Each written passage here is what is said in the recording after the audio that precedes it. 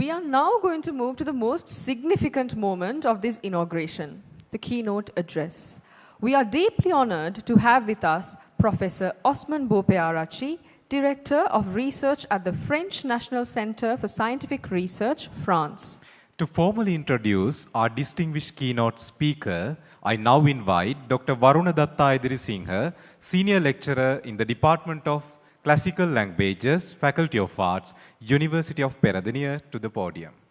Our keynote speaker needs no introduction, but it's a formality, so here it is.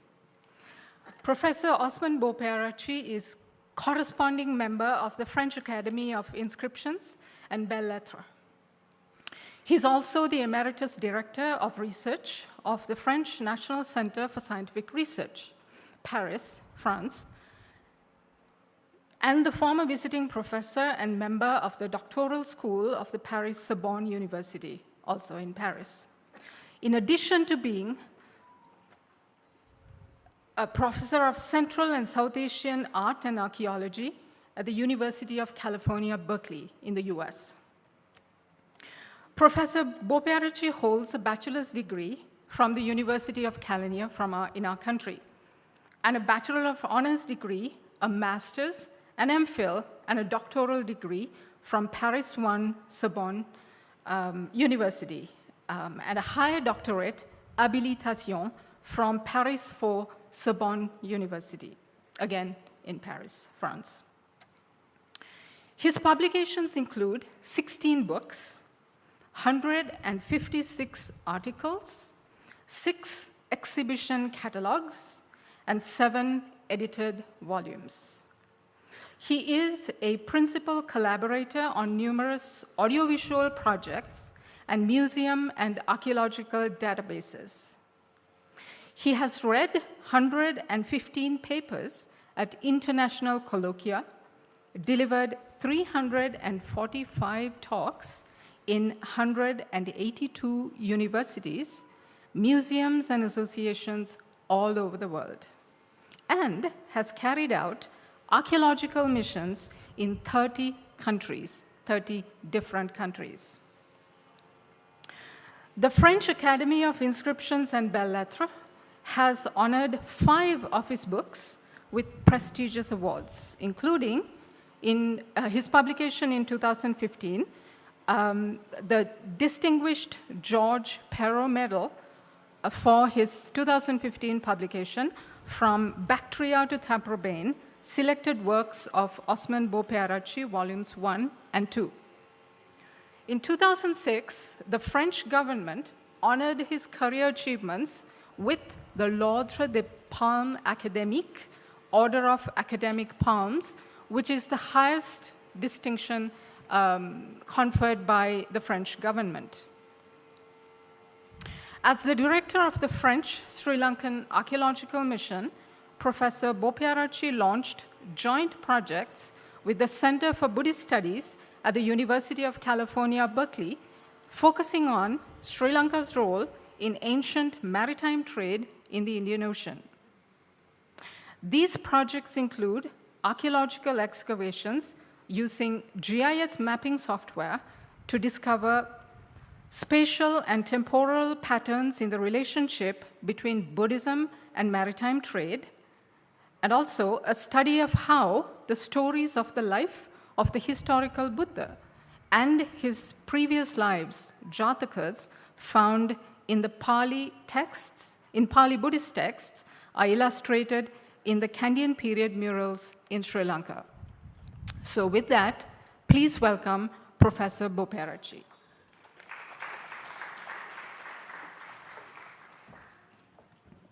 Thank you, Dr. Idirisinghe. Before Professor Bopearachi takes the podium, I kindly invite Professor Chalapati Rao to felicitate him with the traditional shawl of honor.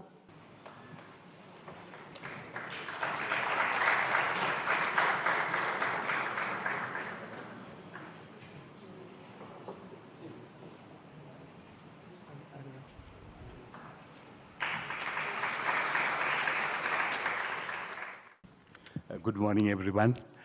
I would like to thank Professor Reddy, the president of the World Historical Congress, Puducherry, and also the Honorable Vice Chancellor, and also I'm very grateful to Prabhat, and also Rohita and Ramani for inviting me. I might forget names, I'm extremely sorry, just to save time. I thank you, all of you, distinguished guests, dear colleagues, dear friends and students. Both maritime and inland trade brought together peoples of many cultures, languages, beliefs, and aesthetic aspirations. Traders were, to a certain extent, the mediators of these cultural interactions, as well as were Buddhist monks and nuns, philosophers, artists, and diplomats who travel across the merchant networks. As a result, not only goods, but also philosophical thoughts and artistic traditions were exchanged. Buddhism, like Jainism, favored profit-based trade more than Hinduism, which actively discouraged seafaring. Since Buddhism actively encouraged trade and invited donations by rich merchants, the study of Buddhist iconography can make an important contribution to this discussion. Aside from hundreds of inscriptions detailing those contributions and Buddhist texts extolling merchants who supported Buddhist complexes, Buddhist visual culture in the form of paintings, sculptures, and ex-photos can help us to evaluate the dynamic of trade and chronological and geographical orientation of routes. It will outline how, from its early history, Buddhism was closely linked with the merchant class, which came to support Buddhist monasteries and other institutions. Buddhist communities were established along the trade routes, linking important political and economic centers where they provided hospitality for merchants and other travelers. The inseparable and evident link between Buddhism and merchant communities is demonstrated in Buddhist textual and visual narratives, especially in epitaphs for the Buddha. In a Purva Yoga, the previous birth stories are written in Gandhari, found in Pakistan. It is said that in a previous life, the Buddha, then a Bodhisattva, was a Samudravanija, a merchant trade in the ocean, who collected supplies and set on the Mahasamudra, the great ocean. Under the reign of Emperor Ashoka, the economy progressed rapidly and large quantities of prashapana, the punchmark, were issued. Their wide circulation testifies to this economic prosperity. The spread of Buddhism from South Asia to Southeast Asia is closely connected with the growth of maritime and fluvial networks, whose flourishing inland and international trade centers were located in ports along the coast and navigable rivers. The distribution patterns of early Buddhist settlements, active from the 3rd century BCE, show that they were inland.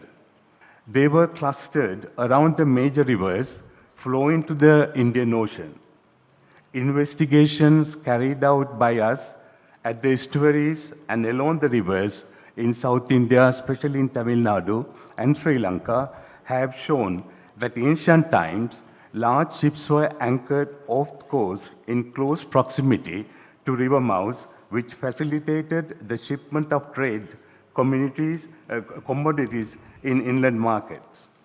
The estuaries of large rivers designated as seaports with the suffix Pattinam, Titta, Tota in Tamil and Sinhalese never had man-built dugout harbors like the ones authenticated in Greece and Rome.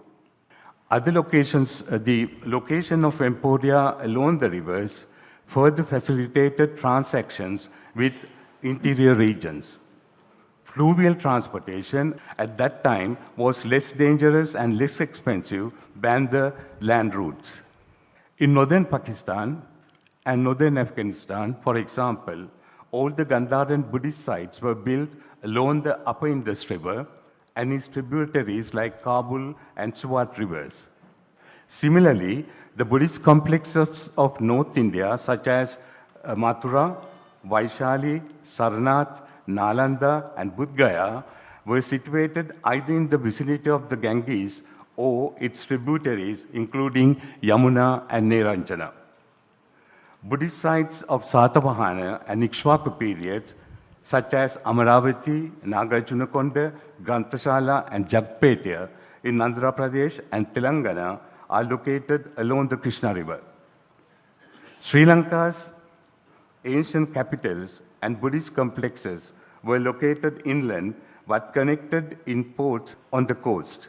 Mantai, and the most active port in ancient Sri Lanka, was located close to the Malwatu River, which linked the port to the inland estuaries of Anuradhapura. The location of the ancient capital of Polonnaruwa on the banks of the Mahaveli River, which flows to the sea at Gokarna, Trincomalee, is no coincidence.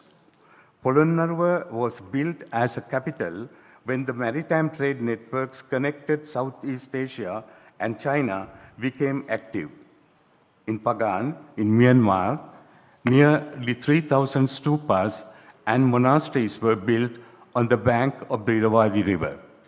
Dwaravati, Sukhothai, Ayutthaya complexes were established along the Chao Phraya River in Thailand. In central Java, Progo River runs to the southeast, passing near the well-known Buddhist sites of Candi Borobudur, Candi Mendut, and Candi Poan. As the trade routes evolved from coastal to ocean navigation, the destinations fluctuated according to the decline and rise of political power. The makeup of the merchant communities also changed. Thanks to literary sources and archaeological evidence, we know to a certain extent that the identities of mariners, traders, and merchants who ventured across the Indian Ocean. Some Buddhist mural paintings and sculptures enable us to guess their identity. Like today's selfies, these generous traders left their portraits in the Buddhist art sponsored by them. At Ajanta, on the ceiling of cave number 1, the male figure seated in the middle of a scene is holding a wine-drinking cup and surrounded by his entourage has been identified as Kuera, the king of the north, or one of the Chaturamaharajika's 4 great kings of the 4 directions. He is shown dressed in Persian garb with a long tunic belted at the waist. Apart from his cap, fluttering streamers emanating behind the head immediately evoke depictions of Sasanian kings in ancient Persia. These cheerful Kuvera, dressed and drinking like a Persian noble, being served by Persian women in Persian attire with fluttering ribbons, can be considered a self-portrait of a rich Persian merchant. Among the murals in cave number 17 at Ajanta, the story of Udayin and Gupta is interesting. Udayin was a courtier in the capital of Kapilavastu and a messenger of King Suddhodana, the father of Gautama Buddha. He fell in love with Gupta. The widow of one of the minister's sons is in Sravasti. They are depicting happily in their palace, attended by many servants. One is serving them wine, is dressed in a Persian and holding a Sasanian-type wine jar. His discreet intrusion into the picture is quite remarkable. Among the many ethnic groups attested in the Ajanta paintings, in the depiction of the descent of the Buddha at Samkasha from Trayatimsa, the delegation headed by the King Udyana had many such non-Indian, including Ethiopians and Egyptians.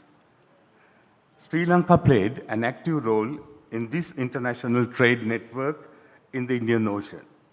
Epigraphic, numismatic, and archaeological discoveries made in Sri Lanka and South India have added to the growing body of evidence in the close cultural, social, religious, and commercial ties between Sri Lanka and Andhra Tamil Nadu during the early historical period. Aside from commercial interactions, the cultural and religious relations between Andhra Pradesh and Sri Lanka drew Buddhist communities closer together, so much so that a branch of the Mahavihara from Anuradhapura was established in the Sihala Vihara in Nagarjunakonda. According to an inscription found in the site, the monastery was inhabited by the Mahavihara Basin, monks from Mahavihara from Sri Lanka. Another Buddhist sect from Sri Lanka was Chula Dharmagiri Vihara, also in Nagarjunakonda.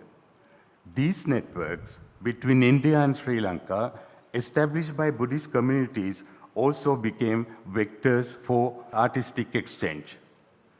In early Common Era, Indian merchants brought first sculptures and Buddhist reliefs to Sri Lanka to embellish monuments. These pictorial renditions became central to the development of a vibrant Buddhist artistic tradition on the island. For example, certain panels depicting the scenes from the life of Shakyamuni Buddha found in Sri Lanka were brought from Andhra Pradesh by traders. The first are the sculptures executed in India during the second phase of the high period of Amaravati during the Satavahana dynasty. They consist of two reliefs from the Bodhigara, the sacred Bodhi tree shrine in Anuradhapura. The 12 sculptures from the Bodhigara of the Abhigiri Vihara, excavated by Charles Godukumbere, the relief from the Tissa Maharama, depicting the presentation of Prince Rahula to the Buddha by Yashodhara during his visit to Kapilavastu, is also one of them. The reliefs in the Bodhigara at Jetvanarama Vihara, made in Nagarjunakonda, dating to the Ikshvaku period, late 3rd century to 4th century CE. Among several sculptures of the post-Ikshvaku period were the reliefs depicting Kantaka bidding farewell to the Prince Siddhartha from the Girihandu Vihara in Ambalantote. The Chakravartin, or universal monarch, image found in an irrigation canal in Tissamarama. Buddhas of the past, Bodhisattvas, and Buddha Gautama performing the twin miracle, O Sravasti, at Sravasti from Pidurangala Stupa, and above all, the relief from Kumukwava depicting the first ever known events of the Buddha's enlightenment and the 7 weeks he spent in the vicinity of the Bodhi Mandir. All the early iconography of Sri Lankan Buddhist art, including zoomorphic Nagas and Naginis, and anthropomorphic Nagarajas and Naginis, and Purnagata, were to a large extent inspired by Indian prototypes. All the well-preserved Vahalkada or Ayaka joining the stupa at 4 cardinal directions have multiple depictions of both zoomorphic and anthropomorphic Nagarajas, Nagas, and Naginis. It is believed that Naga bestowed wealth and ensure fertility, and they are also considered the guardian deities of the 4 cardinal points. The Naga cult reaches its apogee in all 4 Vahalkadas of the Jetvanarama Dagaba. Zoomorphic Nagas and anthropomorphic Nagaraja and Naginis are placed on either extremity of every Vahalkada of the Jetvanarama Dagaba, and these sculptures can be dated to the 4th century CE. 2 statues of Sankanidhi and Padmanidhi, representatives of 2 treasures of Kubera, the god of wealth, modeled in the round, dated to the Ikshvaku period, that means 250 to 300 CE, now exhibited in the Nagarjunakonda Museum, also inspired Sri Lankan art. Guard stones with figures of Sankanidhi and Padmanidhi are numerous in Sri Lanka and often placed at the entrance of religious monument. The northern Vahalkada of the Jetonarama Dagaba has an exceptional portrayal of Kubera. The most significant feature of this sculpture is the presence of two nidhis on either side of the god, pouring coins from the huge pouch carried over the head and shoulders. These are the earliest and clearest depictions of Sankanidhi and Padmanidhi following the prototype of the two statues from Nagarjunakonda. Among many motifs, highly inspired by Andhra art, there are Roman motifs attested on the stamba or the columns on either side of the eastern Mahalkada of the Abhigiri Dagaba, depicting a Kalpavruksha, a tree of life, in the form of candelabrum, the candle tree, with a stem issuing from the Purnagata, vase of plenty. Decorated with family animals such as elephants, humbuls, as well as winged cupids and griffins. The cupids, griffin, and foliage, each branch of the candelabrum imitate the undulating acanthus leaves in Greek and Roman art. The two male figures have a winged and curly hair like the ones quite common in Roman art. In particular, on the paintings of Pompeii can be safely assigned to the 1st century CE. Griffins were ancient mythical creatures that had an eagle head, wings, and a lion body. It is believed that griffins love gold and would fight to defend their treasure. A new era of relations between Rome and Sri Lanka occurred during the reign of Emperor Claudius in the 1st century, following the accidental visit to the island by Annius Plocamus, collector of taxes in the Red Sea. It appears that following this visit, a delegation was sent from Sri Lanka to Romanuka or to Rome. The recent research carried out by Italian archaeologists on the mummy of Grotta Rossa, an 8-year-old girl discovered 11 kilometers from Via Cassia in north of Rome, testifies to the trade between Rome and Sri Lanka. The child's body was placed in a sarcophagus decorated with hunting scenes inspired by an episode of the book 4 of the Aeneid. Near the mummy was an ivory doll with articulated arms and legs, gold earrings, gold rings adorned with winged victory, a small red amber vase, and small amulet. The mummy wore a fine tunic of Chinese silk and a gold necklace adorned with 13 blue sapphires. Italian archaeologists and gemologists came to the conclusion that the sapphires came from Sri Lanka. Analysis of the decoration of the sarcophagus and the offerings date the tomb to the second half of the 2nd century CE. Blue sapphires mounted in a gold diadem found in a tomb of a woman from Colonna of Rome, also dated to the 2nd century, are also from Sri Lanka. We know that the sculptures of the 4 Vahalkadas of the Abhigiri Dagaba in Anuradhapura are dated to the 2nd century CE based on a slab inscription on the South Vahalkada. It enables us to firmly date the 4 Vahalkadas to the reign of King Kantakasitissa of the 2nd century. The iconography of Kalpavruksha, tree of life, in the form of a candelabrum at the eastern Vahalkada of Abhigiri Dagaba has served the prototype for many pillars of ancient Dagabas, including Kantaka Chaitya, Jetonarama Dagaba, Dakkinathupa, and Digavapi Chaitya. However, the original iconography for these pillars was misinterpreted because the original Roman motif lost their identity, leaving space for the imagination of the local sculptors. From the 7th century onward, merchants from China, Arabia, Persia, South India developed networks of trade with Sri Lanka and Southeast Asia. It was with the sudden burst of trade activity between China and the Middle East in the 8th century that Sri Lanka began to play a decisive role in maritime trade across a wider expansion of Indian Ocean. It was during the peak of this movement that Bodhisattva Avalokiteshvara and his consort Tara became popular as the protector of sailors throughout Asia. It is now clear that the cult of Bodhisattva Avalokiteshvara originated from Gandhara as early as the 2nd century CE, that from there his images were transmitted to India, Tibet, and China, and also to Korea along the land routes. In Gandharan art, the iconography of Bodhisattva Maitreya is often recognizable through his characteristic attribute, the flask or kundika. Identifying Avalokiteshvara in early Indian art forms, however, is more of a challenge.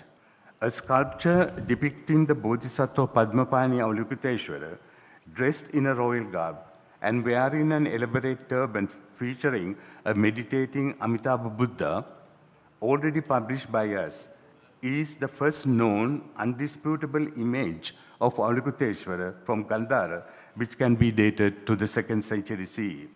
The presence of many depictions of the so-called Ashtamahabhaya Avalokiteshvara saving traders from 8 perils in Maharashtra caves complexes in Western India clearly demonstrates that the merchants face when they take the dangerous land routes.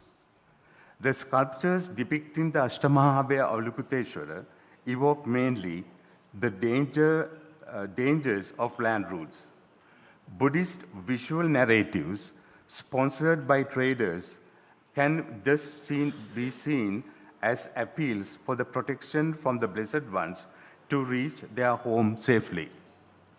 They needed the Bodhisattva's protection against enraged animals, poisonous reptiles, wild beasts, evil spirits, captivity and slavery, the sword of the enemy, and devouring fire. Out of 8 perils, one is dedicated to seafarers who faced danger in the turbulent ocean. The popularity of Avalokiteshvara, who protects traders faced with dangers of overland routes, can be seen on the Northern Silk Road. For example, these dangers and the protection of Avalokiteshvara are well represented on the mural paintings in Mogavo Cave, number 14, dating to the end of the Tang dynasty, meaning 9th century. Among many, the following dangers are significant: enraged animals, captivity and slavery, evil spirits, devouring fire, and shipwrecks. While Ashtamahabhaya Avalokiteshvara became popular on the west coast of the Deccan Plateau, Ashtamahabhaya Tara was worshipped on the east coast.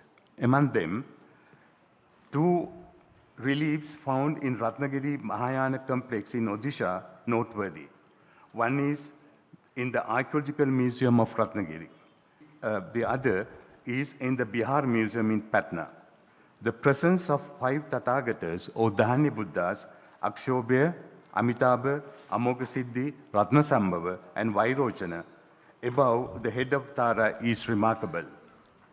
The beautiful iconography of the one that was discovered accidentally in year 2000 in a remote village called Biash in Bangladesh during the renovation of an ancient pond should be highlighted. All 8 of the dangers that the merchants face on their routes are presented in clear manner.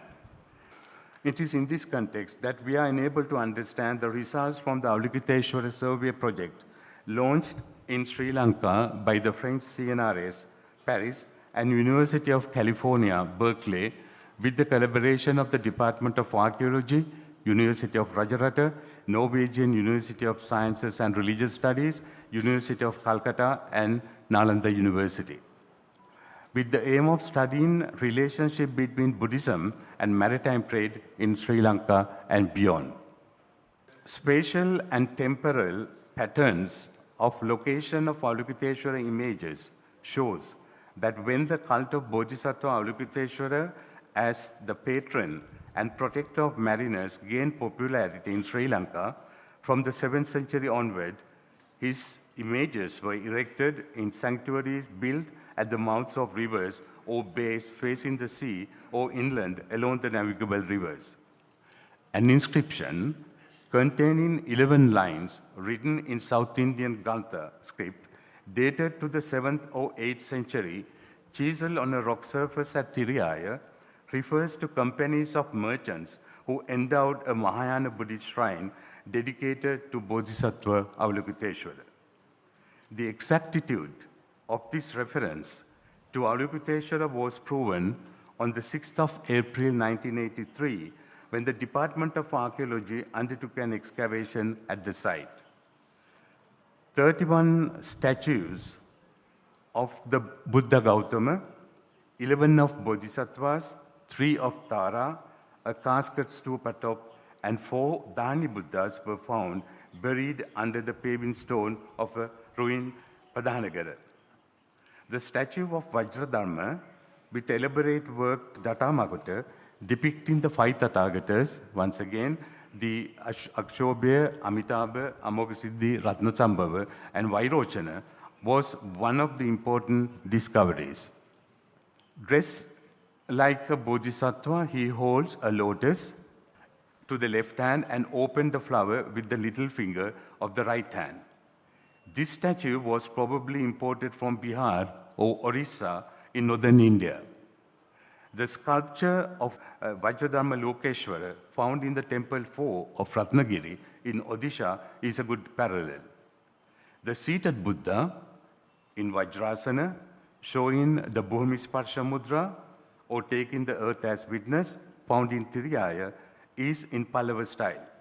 A similar sculpture, found in ancient monastery of Nalanda in Bihar, dated to the 9th or 10th century CE, is one such comparison. The statue of Padmapani Avalokiteshvara, seated in Lalitasana and showing Varadamudra, seem to have been imported from Bihar, northern India, as evidenced by this sculpture from the archaeological site of Nalanda, dated to the 9th century CE. In the 8th century, many Buddhist monasteries in Anuradhapura practice Vajrayana, of which Avalokiteshvara, Ashokaramya, and nearby Vijayarama are just 2 examples. 13 copper plaques with inscriptions on them were discovered in the ancient stupa in Vijayarama complex. Sanskrit texts written in Sinhalese characters are dated to the 8th and 9th centuries. Like in Tiriyaya, 55 statues of the Buddha, along with 1 Avalokiteshvara and 1 Tara, found in the Padhanagara in the Basavakunama complex in the Mahavihara in Anuradhapura during the excavations. The triad depicting the Buddha in the middle, flanked by ascetic and princely types of image of Avalokiteshvara on either side, are attested in Buddha Patuna, Mudu Mahavihara, Situlpava, Veheragala Purana Raja Mahavihara, and many other archaeological sites. The inspiration for these 2 types would have come from Maharashtra in the Deccan Plateau. The image to the viewer's right of the shrine entrance of the cave number 2 at Aurangabad is the ascetic type, and the one to the left is the princely type. Both bodhisattvas stand on lotus pedestals and hold a lotus stalk on which sits a small Amitabha, the principal Buddha in the Pure Land Buddhism and spiritual teacher of the Bodhisattva Avalokiteshvara. The ascetic Avalokiteshvara wears a simple dhoti, carries an antelope skin, ajina, over his shoulder, and holds a loop rope, pasha, in his left hand. The ancient Buddhist shrine of Budurogala in nation Sri Lanka consisted of 7 statues belonging to the Mahayana tradition, dated to the 9th and 10th century, or 10th century, is characterized by Mahayana Bodhisattvas. The tallest sculpture in the center, which retains traces of the original polychrome, is that of the Gautama Buddha.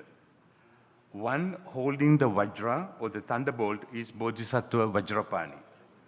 It is worth recalling that bronze statues of Vajrapani have also found on the island. The one whose attributes it damaged today could be Bodhisattva Manjusri, who usually holds the sword. The female figure holding Kundika, or the water pot, is Tara, consort of Avalokiteshvara. Many images of Tara were unearthed in many parts of Sri Lanka. The male figure on the other side is usually identified as Sudana Kumara, considered as one of Avalokiteshvara's assistants, or in Sri Lankan tradition, his son. As we know, Sudana Kumara is the name of a deity sometimes seen accompanying Manjusri. The figure in between Sudana Kumara and Tara, wearing the Krishnajina, the animal skin, around the waist, is no doubt the ascetic form of Avalokiteshvara.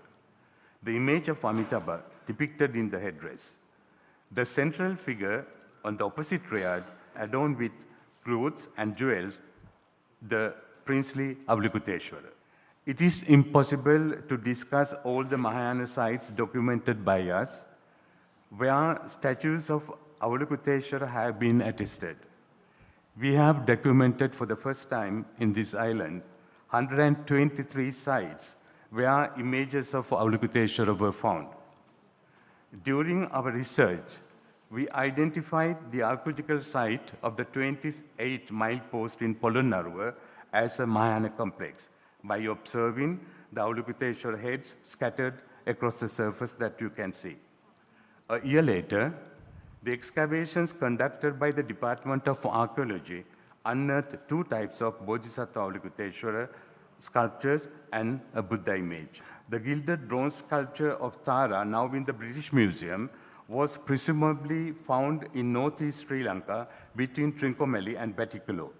The well-preserved image of the Bodhisattva carved in high-sunk relief at Kustarajagala, near the ancient seaport of Veligama or Mahavalukagama, is also of great importance.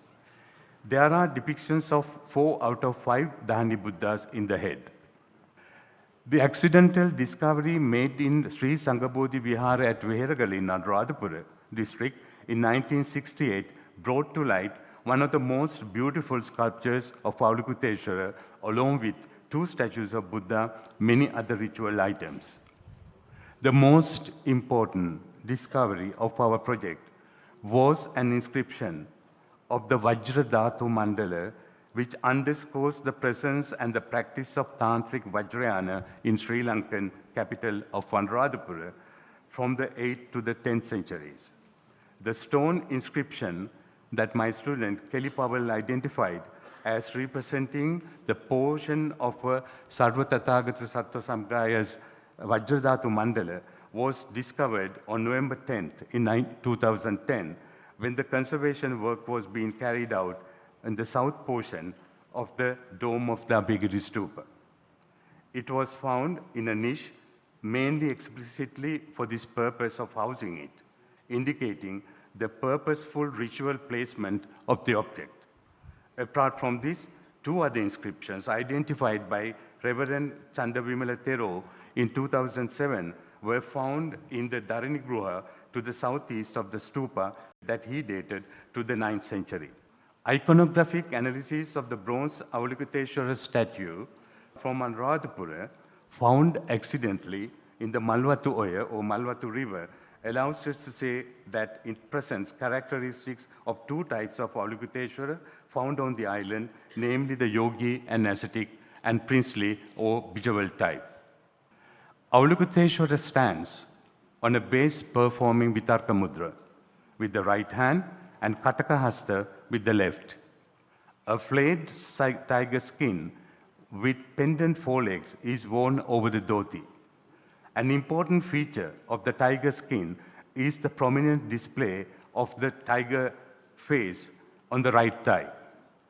The flayed tiger skin with the face worn prominently at the hip reveals the influence of Shaivite iconography on that of Mahayana Buddhism, an influence particularly perceptible in Thailand and Indonesia. Among them, the following sculptures are of great importance as they represent the roots of maritime trade: the 4-armed Avalokiteshvara found in Musi Ulu, Palembang, Sumatra, now in the National Museum of Jakarta; stone statue of 2-armed Avalokiteshvara from Wat Mahatat in Thailand, now in the Bangkok National Museum; a bronze statue of 10-armed Avalokiteshvara from Central Java, dated to the 9th century, now in the Paris Musée Guimet; and the 2-armed statues of Bodhisattva Avalokiteshvara from Peninsula, Thailand, now in display at the Bangkok National Museum. These types of bronze statues and stone images of Avalokiteshvara demonstrate that its inspiration extended to Thailand, Sumatra, Borneo, Java, Sulawesi from the 8th to the 11th centuries. The expansion of Tantric Buddhism from India to South Asia and Southeast Asia is also linked with the expansion of maritime activities with China. Vajrabodhi, the Indian Buddhist monk and teacher of Tantric Buddhism, traveled from Anuradhapura in search of Tantric manuscripts. He then traveled to China aboard of one of the 35 Persian ships anchored in Beruala. The maritime route that the Persian ships took with Vajrabodhi on the boat was the same that frequented by Sinhalese bhikkhunis or the Buddhist nuns on their way to China of the Tang dynasty. The Chinese sources record that during the period from the last years of the Jin dynasty to the end of the Tang, 11th century, 11 Sri Lankan Buddhist missions were sent to China. Not from the Chinese ships, but most probably ships from South India and Sri Lanka. The delegation of Sinhalese nuns promoted the development of female monasticism in China. Likewise, Vajrabodhi and his disciple Amoghavajra, masters of esoteric Buddhism in the Tang dynasty, enjoyed the hospitality of Tang emperor.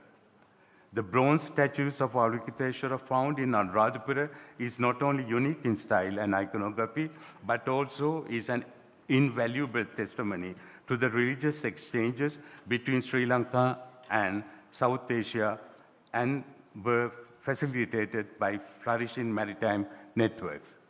In conclusion, seafaring traders and caravan merchants were not only interested in the exchange of commodities to make a profit, but also were, as revealed by epigraphic and literary evidence, the earliest donors and important patrons of Buddhist establishment in Asia. The spread of Buddhism and Buddhist iconography in South and Southeast Asia and Far East is closely linked to the growth of maritime and land routes that facilitated the movement of Buddhist merchants, traveling monks, and teachers. Parts of the Buddha statue discovered in January 2018 and in January 2022 during the archaeological excavations in the ancient port of Bereniki in Egypt by an American-Polish archaeological mission in the forecourt of early Roman temple dedicated to the god Isis clearly show that the Buddhist trading community was established there.